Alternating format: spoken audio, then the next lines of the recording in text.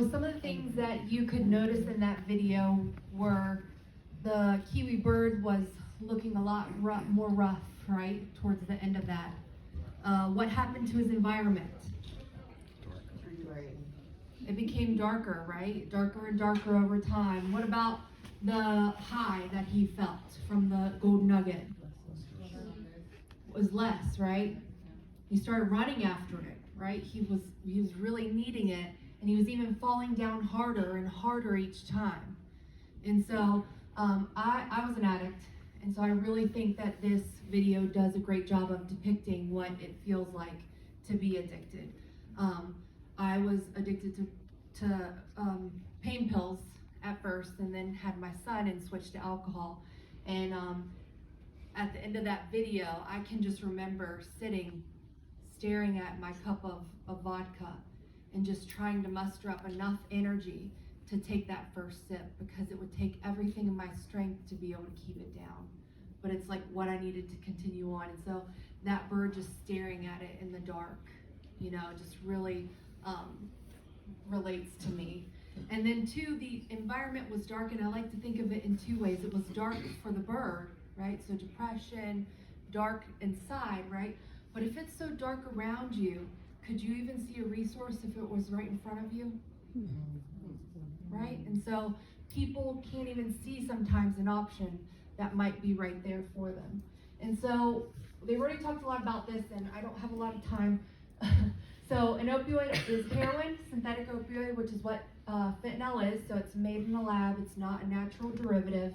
And then pain relievers that are available legally through a prescription. These are some common names of things that are out there and available. All right, so now we're going to go, what is an opioid overdose? So we're going to go to the opioid receptors in our brain. We have receptors in our brain for everything. It's how our brain and our body knows what's going on. And so there are opioid receptors in our brain, and they fit perfectly with opioid when it's inserted into our body. So like a lock and key, a hand and a glove. And so when they make that connection, that receptor sends several signals to our body. One of those signals is to slow your breathing. And so what happens in an opioid overdose is actually too many opioids are connecting with too many opioid receptors in our brain, and every receptor is sending the signal, slow your breathing, slow your breathing, slow your breathing, until there is no breath left. And so what an opioid overdose actually is a respiratory distress issue. In the steps, we'll see later that we're going to be doing some rescue breathing. We're not going to be doing any chest compressions because it's not a heart issue. It is a lack of oxygen issue. All right, so what are some risk factors for an opioid overdose? A prior overdose, so think of a roller coaster. If you're afraid to ride a roller coaster, you ride it once and you see it's not so bad. You're not as afraid to ride it again. And so if you've overdosed, you're not going to be, and you've lived, you're not going to be as fearful of dying the next time. Reduced tolerance, so a lot of people who have been incarcerated or have tried to abstain from use, when they go back and use again, their tolerance is low, and so they end up overdosing due to that. Mixing drugs, they don't cancel each other out. That's a lie that a lot of people believe. Using alone doesn't increase your chance, but it does increase your chance of dying because there's nobody there that's going to be able to help you. Variations in strengths, and then a chronic medical condition, right? So if this is a respiratory distress issue, a lung issue that you have, which is already making your respiratory system compromised, it's not going to be as difficult for that to stop functioning in an opioid overdose. Kidney and liver disease, not able to filter it out. What is the difference between somebody being really high and an actual overdose? So the left-hand column is really high, the right-hand column is an overdose. The things that you want to know is they're going to be pale, maybe even clammy, or bluish or ashen tint, depending on their skin tone.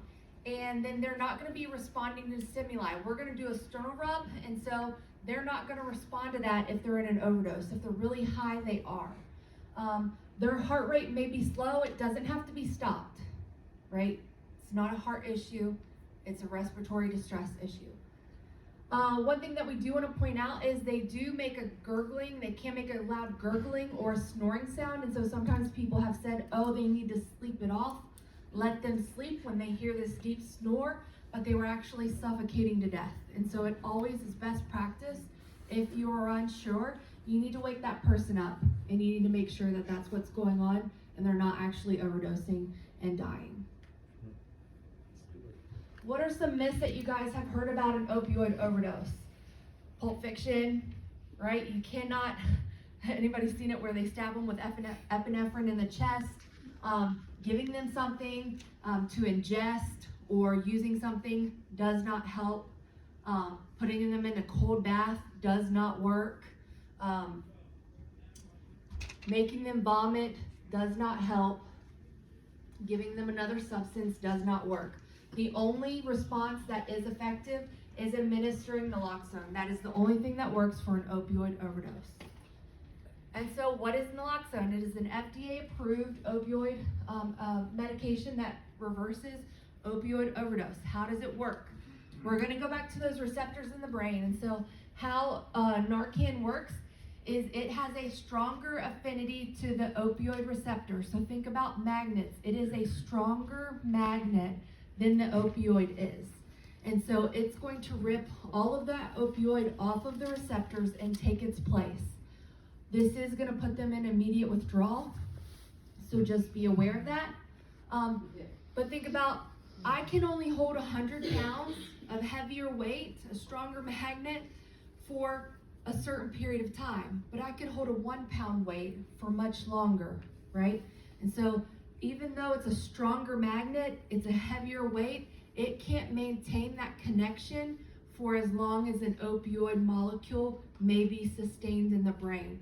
And so at 30 to 90 minutes, when that Narcan loses its strength, it's going to pop back off of that receptor. And if the person has taken enough opioids in their body and floating around in that brain cavity, they can pop back on and that person can go back into an overdose. This is not the norm, but it can happen. So you just need to be aware of it. That's why it's really important for anyone to seek medical help whenever this happens.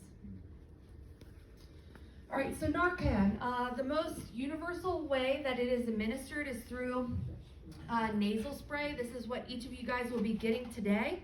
Your box, my box is tore up, but it comes like this, and there are 2 doses in each box.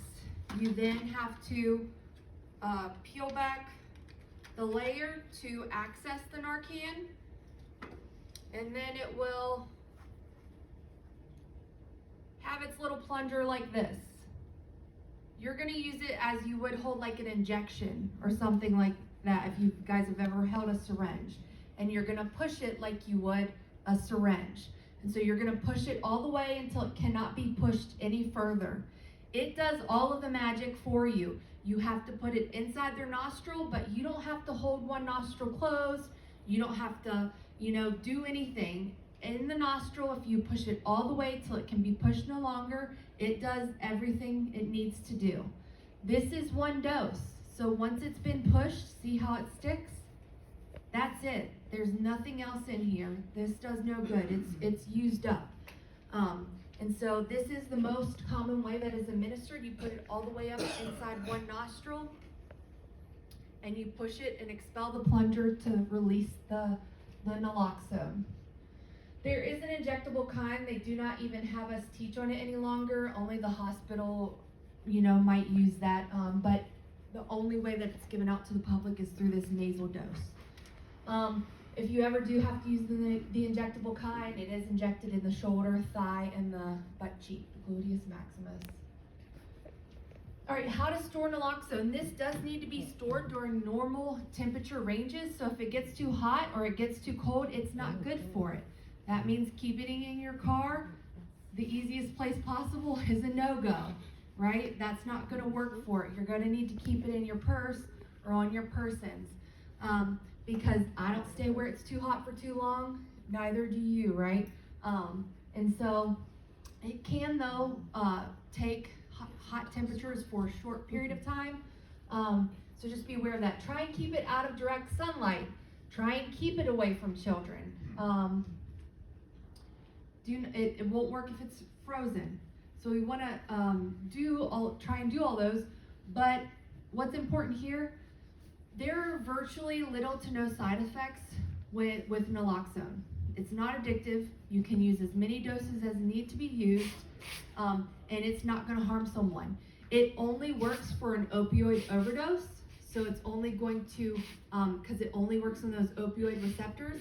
But if they've taken another drug or another substance, or if they haven't done drugs at all, and you administer it, it's not going to harm them. It's only going to help. And so I always encourage people, use it. If you think it could be beneficial, use it. It's not going to hurt someone. It's only going to help them. We do want to keep it out of reach of children, but if a child gets it, it's not going to hurt a child. You can administer it to a child if you need to. We want to keep it in the best temperature ranges that we can, if possible. But if you don't, you can still use it. If it's expired, you can still use it. It's not going to affect the medication in a negative way that's going to be harmful to the person. It's only going to lose its potency or its strength. And so it might not be as effective if it was not expired or if it was kept in those optimal conditions. And so if it's all you have, use it. And there is no abuse potential. All right, so these are the steps to administering naloxone. You're going to check for responsiveness, call 911, give 2 initial rescue breaths. You're going to administer your first dose of naloxone. Then you're going to do a cycle of rescue breathing. You're going to administer your second dose of naloxone. You're going to do a cycle of rescue breathing. You're going to administer your third dose of naloxone, do a cycle of rescue breathing, and you follow that pattern for as much naloxone as you have, or until they wake up, or until help arrives. We'll go a little bit more in depth. So checking for responsiveness, step 1. When I do that, I'm going to want to tap them, hey, can you hear me? And then I do a sternal rub. Everybody make a fist, get your knuckles right here, rub it on your sternum. It does not feel good. You're going to do it even harder than that. It's going to hurt. And so if they're overdosed, they're not going to respond. If they're really high, they will, right? So checking for responsiveness with a sternal rub. Then you're going to get 911. You're going to dial 911 and put it on speakerphone, and you're going to lay, this was my phone, you're going to lay it right here beside their head so that your hands are free to go ahead and continue with the rest of the steps. You're going to keep talking with them, but you're not going to stop what you're doing in the steps. If you ever have to leave a person, so they're going to be laying on their back like this when you are working on them. But if you ever have to leave them, if you have to go grab your phone or grab somebody else, you need to always roll them on their side into the recovery position like the picture there, because we do not want them throwing up and choking on their own vomit. All right, so we've checked for responsiveness with a sternal rub. We've got 911 on speakerphone. Now we're going to go ahead and give 2 initial rescue breaths. When you're doing your rescue breathing, you need to make sure that their chin is up. It needs to be all the way up. You see how this is moving? All the way back as far as it can go. This is going to open their airway. If you do not do this, their airway is not going to be open, and it's not going to go in their lungs. It's going to go in their stomach, and they're going to probably throw up on you. You don't want that, but you also want it to go in their lungs, right? You want it to go where it needs to go. You also want to make sure that you pinch their nose closed so that the air does not escape through their nose when you breathe into their mouth. So you're going to go and give those 2 initial rescue breaths. You're going to make mouth-to-mouth contact. I'm not going to do that on here, but in your Revive kit are 2 pairs of gloves and are 2 mouth guards. So you would use your mouth guard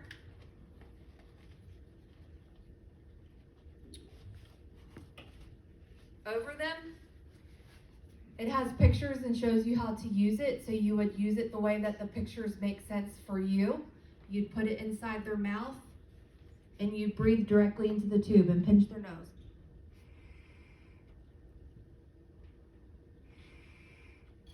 So there's a little pause in between each breath. After you've given your 2 initial rescue breaths, you're going to get your Narcan out. You're going to put it inside one nostril, and you're going to push the plunger all the way until it can't be pushed any longer. So we have checked for responsiveness with a sternal rub. We have gotten 911 on speakerphone. We have given our 2 initial rescue breaths, and we've administered our first dose of naloxone. Now we're going to follow a cycle of rescue breathing for 3 minutes, 1 breath every 5 seconds, and administering naloxone. Rescue breathing for 3 minutes, 1 breath every 5 seconds, administer naloxone. Rescue breathing for 3 minutes, 1 breath every 5 seconds, administer naloxone. And so, 1, 2, 3, 4, 5. 1, 2, 3, 4, 5. 1, 2, 3, 4, 5. When you administer your second dose, try and use the other nostril if you remember. If you don't, it's not super important, so don't worry about that. It's going to be a crazy situation, and so you might not remember it. But if you can remember rotating it, please make sure to do that. So those are the steps. Check for responsiveness with a sternal rub. Call 911, get them on the speakerphone. Give 2 initial rescue breaths. You're going to administer your naloxone. Then you're going to give rescue breathing, 1 breath every 5 seconds for 3 minutes. If they haven't woken up or help hasn't arrived, you go and you administer that second dose. And so it follows the administer, rescue breathing for 3 minutes. Administer, rescue breathing for 3 minutes. Administer, rescue breathing for 3 minutes. You're going to do that for as much Narcan as you have until help arrives or until they wake up. If you run out of Narcan, just continue the rescue breathing. 1 breath every 5 seconds until help arrives or they wake up. They do like us to go over, if you remember, the half-life or for the naloxone is 30 to 90 minutes.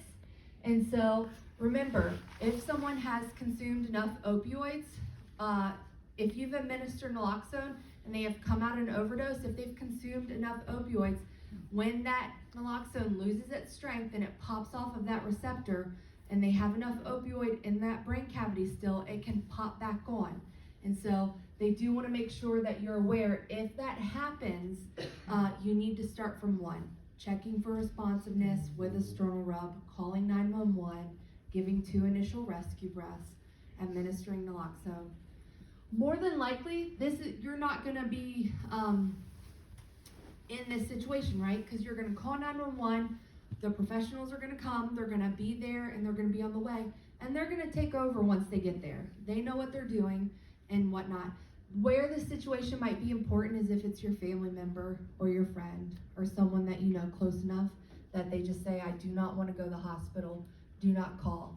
And you know that there's a chance that they could go back into an opioid overdose in 30 to 90 minutes. And so you decide that you're going to sit with them and you're going to wait to make sure that that doesn't happen. All right, aftercare of a recovered person. Like I said, it's going to rip all of that opioid off of there, so they're going to go into an immediate withdrawal. We do want to dispel the myth that people are violent or you need to be worried about that. Rarely are they violent, but think about yourself. If you were passed out and a stranger was like hovering over top of you when you woke up, you might be a little freaked out. And so just keep that in mind. Let them know, hey, I found you, I administered naloxone, help is on the way. Remind them of the Good Samaritan law. Encourage them to stay. But if they do not want to stay, do not force anyone to stay. Your safety is first and foremost important. And so if that's ever a concern, you make sure that you're taking care of yourself. But like I said, you need to make sure that you're checking those 3 boxes: calling in good faith, staying at the scene, and identifying yourself to law enforcement when they arrive.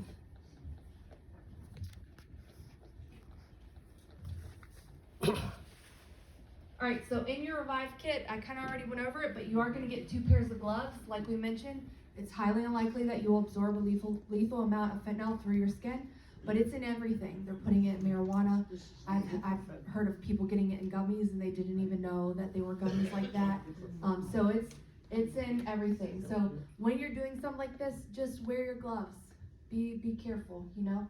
There are 2 mouth guards to use when like this. when you're doing rescue breathing, there is a card that says that you've attended this training, and then there's a card that reviews the steps of administering naloxone for you to have. All right, so my name is Mandy McCarthy. You just completed the lay rescuer presentation. If you know how to use a QR code, please take like a 2-minute survey. There's also copies of it on the table back there. It's the table directly across. You guys can pick up your Narcan before you go. Please make sure that you do sign the sheet because we do have to report the Narcan that we give out. So if you take Narcan, please make sure your name got on one of those sheets. And the fentanyl sheet is that out there with awareness. I also have fentanyl testing strips and xylazine testing strips. And so these are strips that you can use to test your drugs. And so someone can test their drugs and they can see, do my drugs contain fentanyl or do my drugs contain xylazine? And so those are on the table also. If you aren't familiar, xylazine is kind of like a new emerging drug on the scene. It's a horse tranquilizer, but it does have a relation to opioids, and so administering naloxone with xylazine is effective, but it's pretty bad, and so hospitals can't keep up due to the amputations in relation to xylazine. It has a high chance of getting infected, and it is treated much differently than anything. Usually you want to keep a wound dry. You want to keep this wound moist. If it gets dry at all, it's going to go real south real quick for you. And so it's a new thing out there. So there's fentanyl testing strips and xylazine testing strips out there for you guys. So thank you so much, and I'm grateful for you guys coming today and being a part of